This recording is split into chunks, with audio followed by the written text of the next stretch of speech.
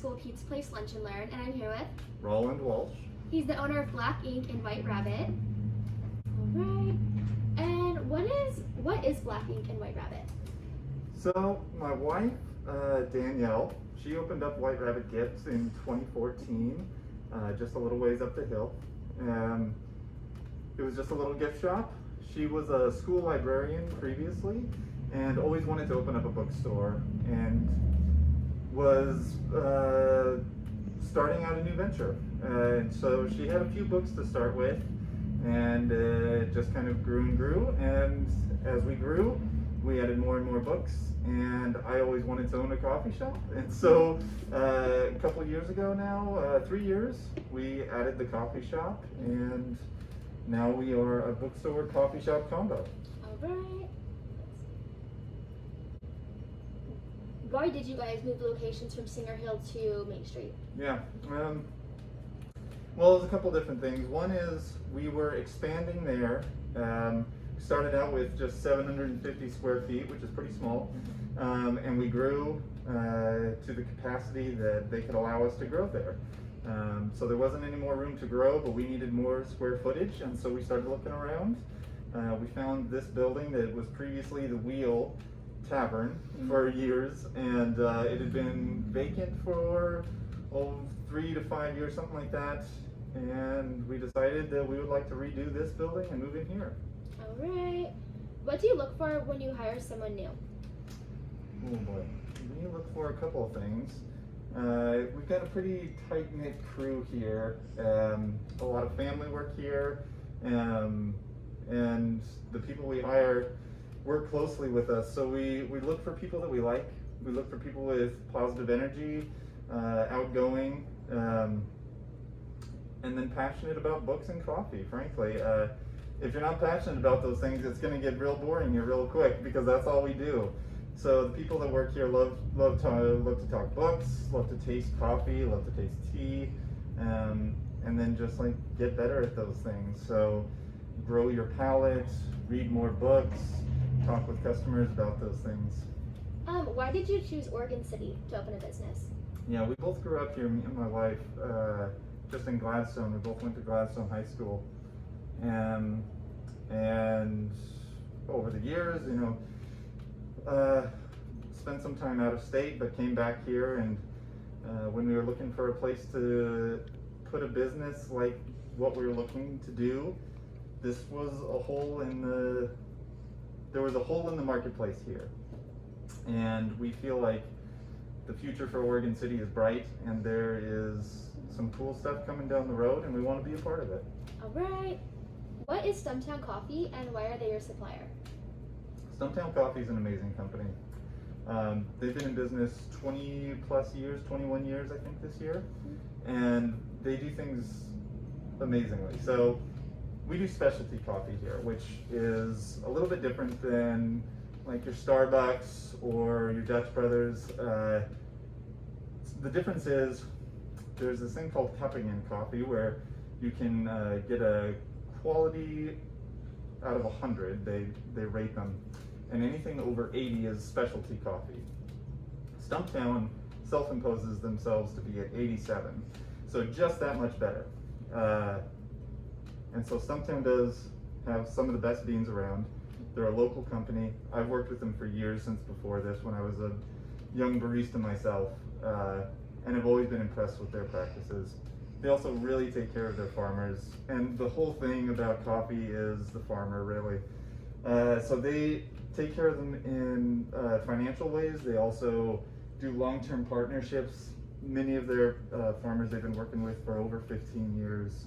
And what that allows is investment in the community, investment in infrastructure, and frankly, climate change has really done a number on the farmers, coffee farmers particularly. Coffee requires a very specific growing region, and when weather patterns and rainfall becomes unpredictable, new diseases and pests become prevalent, those things require real investment by people that care, and Stumptown really cares. And so for all those reasons, and more, that I could go into for hours, Stumptown is who we go with. All right. What is your favorite coffee and why? There is a farm in Guatemala on the Tenango mountain called Finca El Injerto. They are carbon neutral. They have a huge presence in the community.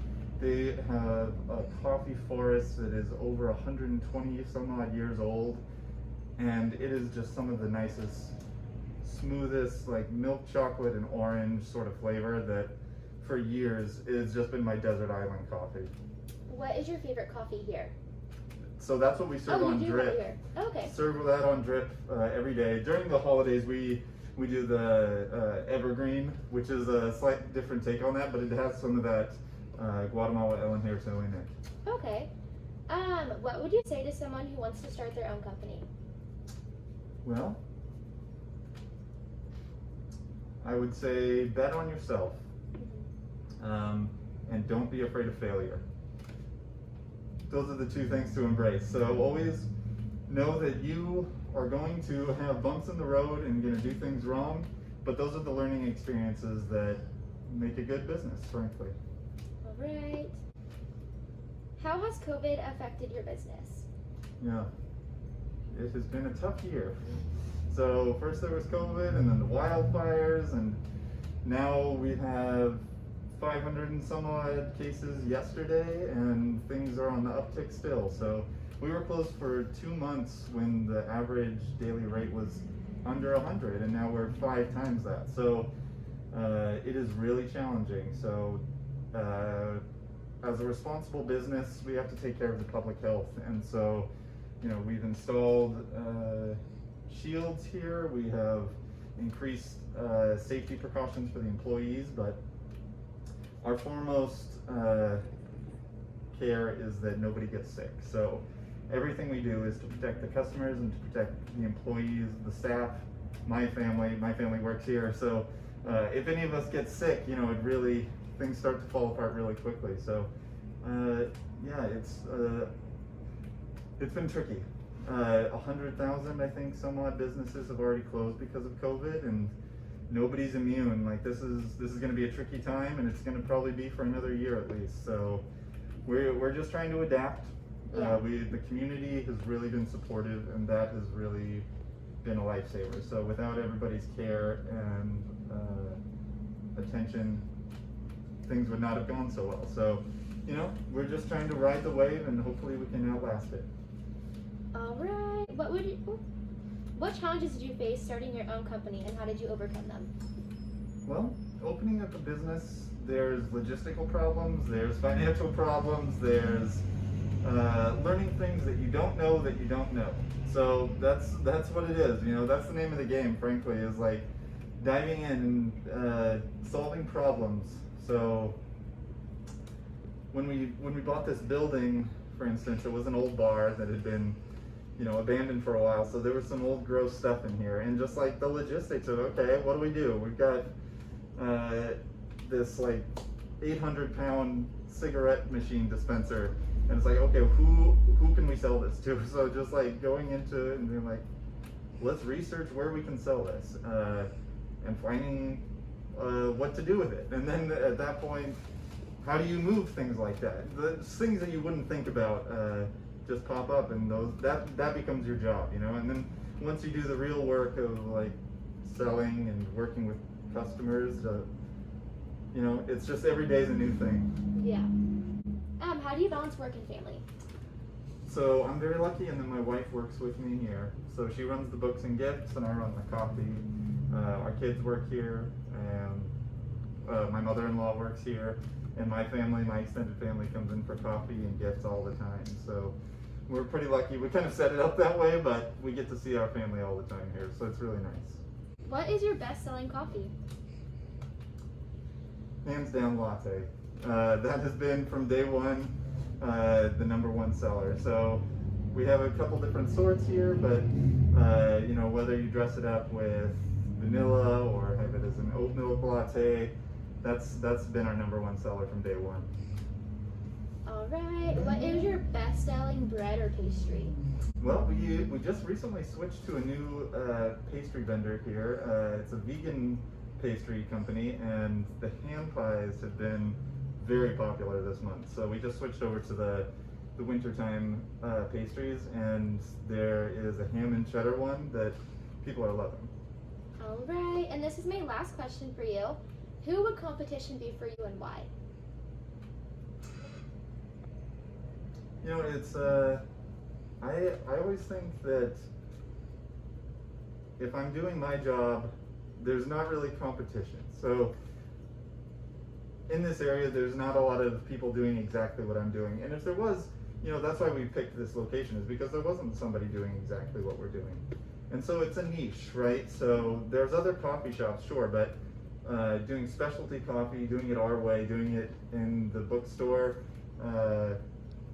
having our take on it, you know, being passionate about what we do, I don't think there's a lot of people in the area doing that. So sure, I'll look at what other people in the area, coffee shops, are doing, but I think, you know, it's a tricky thing with business, right? Because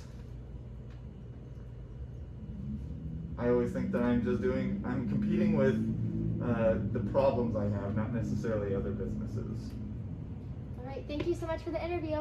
Thanks so much.